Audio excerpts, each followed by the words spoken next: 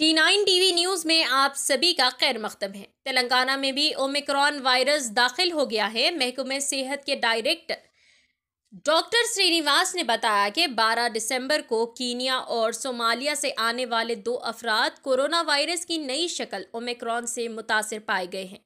इन दोनों का Telangana institute of medical sciences Gachibowli Hyderabad में इलाज किया जा रहा है। महकमा सेहत के डायरेक्टर ने मजीद कहा कि 12 तारीख को कीनिया से वापस होने वाली 24 साल खातून को हैदराबाद के टोली चौकी में देखा गया था।